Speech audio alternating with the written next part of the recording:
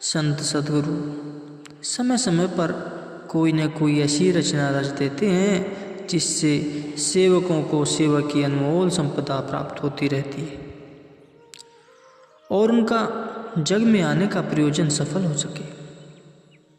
इसलिए सेवक को सदैव सेवा की ही मांग करनी चाहिए। बाकी चीज़ें तो सेवक के पीछे स्वतः ही चली जाती हैं। यहाँ तक कि तीनों लोकों के स्वामी सद्गुरु की सेवा से रीझकर अपने सेवकों के वश में हो जाते हैं। निष्काम सेवा करता हुआ सेवक एक दिन अपने स्वामी से जा मिलता है। जिसे मालिक मिल गए फिर उसे किस बात की कमी। जैसे जड़ को पानी देने से पत्ते अपने आप हरे हो जाते हैं, वैसे ही सेवा करने से सब फल सहज ही प्राप्त हो जाते हैं। संतों की सेवा करने से 4 पदार्थ मिलते हैं जिनमें लोक परलोक के सभी सुख आ जाते हैं। जिस सेवा से भक्ति की प्राप्ति हो उस सेवा की तो गुरुमुखों को सदैव मांग करनी चाहिए। सतगुरु सेवत सा सुख पावही, नाही ते जागा जन्म गवावे। सतगुरु की सेवा कमाने से ही सच्चे आनंद की प्राप्ति होती है, नहीं तो जन्म अकारत चला जाता है। जो गुरु की सेवा के किए बिना भक्ति की मांग करता है वह तो केवल पानी का मंथन करता है, जिससे कोई लाभ प्राप्त नहीं होता, अपितु समय ही नष्ट होता रहता है।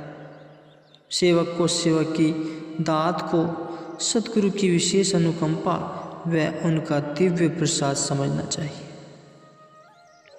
श्री गुरु नानक देव जी ने भाई लहणा जी के सर के ऊपर गीले घास का गट्ठा रखवा दिया। गुरु साहिब जी की धर्मपत्नी ने कहा, यह आपने क्या किया? उसके बहुमूल्य रेशमी कपड़ों को कीचड़ से लथपथ कर दिया। गुरु साहिब जी ने फरमाया कि हमने तो इस पर वह रंग डाला है जो जन्म जन्मांतर तक भी नहीं उतरेगा। वे कीचड़ के छींटे नहीं अपितु केसर के छींटे, जिसका भेद समय आने पर पता चलेगा। संतों की मौज को आम जीव भला कैसे समझ सकता है? श्री गुरु अमरदास जी नियम से रात के आखिरी पहर में, जबकि अंधेरा ही रहता था, श्री गुरु अंगद देव जी के स्नान के लिए नदी से गागर में जल भर कर लाए। एक दिन पांव फिसल जाने के कारण वे गागर सहित गड्ढे में जा गिरे। अचानक सुन वहाँ समीप ही रह रही जुलाहिन के मुख से अनानास ही निकल पड़ा कि यह कोई और नहीं अमरू निथावा ही होगा। लेकिन गुरु साहिब जी ने कहा कि यह अमरू मिथावा नहीं, यह तो बेसहारों का सहारा है। बेसहारों का सहारा है और सृष्टि का मालिक है। उनकी निष्काम सेवा से प्रसन्न हो गुरु साहिब जी ने उन्हें अनेक वरदान दे डाले। इसलिए सेवा की अनमोल संपदा तो सतगुरु उन्हें प्रदान करते हैं जिन पर उनकी कृपा उतरती है। जिन गुरुमुखों को गुरु घर की सेवा प्राप्त हो जाए उन्हें अपने भाग्यों की सराहना करनी चाहिए। गुरु दर की जो सेवा मिले उसे हित चित्त से करके जीवन में लाभ प्राप्त करें।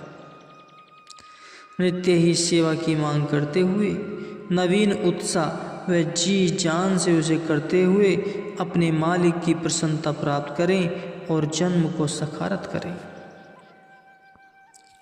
गुरुमुखो, जैसे शरीर के लिए खाना पीना अनिवार्य है, ऐसे ही आत्मा के लिए भजन करना अति आवश्यक है।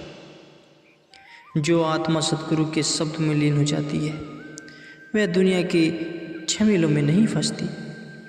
सतपुरुष फरमाते हैं कि केवल उस व्यक्ति की बात पर विश्वास करो जिसकी सुरती सच से जुड़ी हुई हो, जिसकी सुरती सत्य का अनुसरण नहीं करती। उसमें स्वार्थ व खुदगर्जी की खोट मिल जाती है। मैले अंतःकरण से गुजरने के कारण वह पाक साफ नहीं रहती।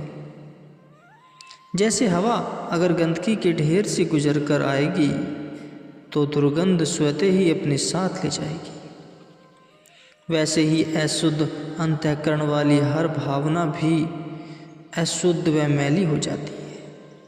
जैसे हमेशा गंदी हवा का सेवन करने से स्वास्थ्य बिगड़ जाता है और कई बीमारियां लग जाती हैं, वैसे ही मैल व अहीनता से भरी हुई बातों पर विश्वास करके उन्हें चित्त में रखने से रूहानी बीमारियां लग जाती हैं।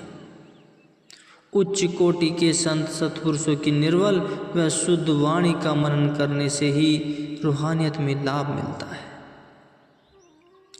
कभी भी अपने मन की बातों पर विश्वास न करो। प्रत्येक तथ्य को संतों की वचनों रूपी कसौटी पर परखो।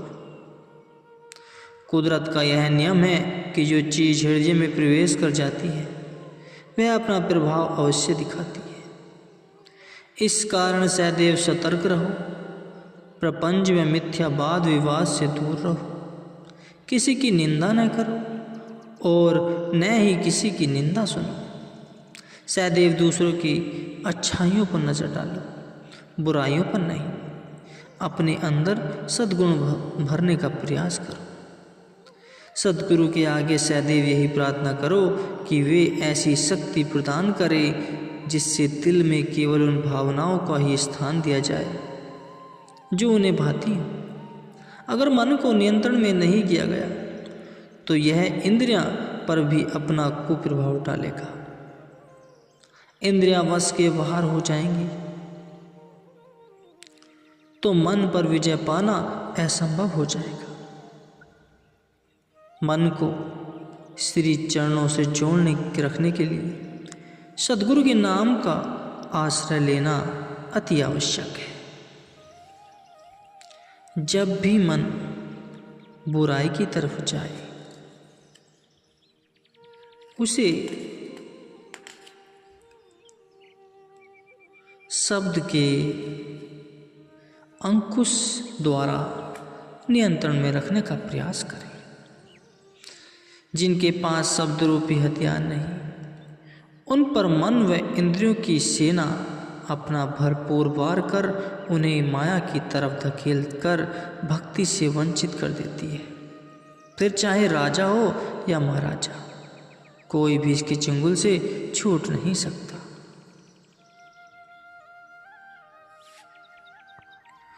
भगवान अपने भक्तों की सदैव लाज रखते हैं। जिन्हें केवल एक ही मालिक की ओट और आसरा है, उनकी रक्षा का भार भगवान स्वयं उठाकर उसकी पल पल संभाल करते हैं। उनके ऐसे भक्त सदैव निश्चित होकर अपना जीवन यापन करते हैं। देवी देवता भी उनके भाग्यों की सराहना करते हैं। श्री गुरु अर्जुन देव जी महाराज फरमाते हैं कि हे प्रभु, आप सर्वत्र विराजमान, फिर मैं काहे की चिंता करूं। सुलभी खान जब गुरु साहिब जी पर वार करने के लिए आ रहा था तो प्रभु ने रास्ते में ही एक सैयद द्वारा उसे मौत के घाट उतरवा दिया। कहते हैं कि मेरा मालिक सदैव मेरे अंग संग है, घट घट में व्याप्त है। मैं ऐसे पूर्ण सद्गुरु की शरण में आया हूँ। यह मेरा महान सौभाग्य है। जिसके साथ भगवान है उसकी कभी हार नहीं हो सकती और न ही उसे कोई कष्ट पहुँचा सकता है।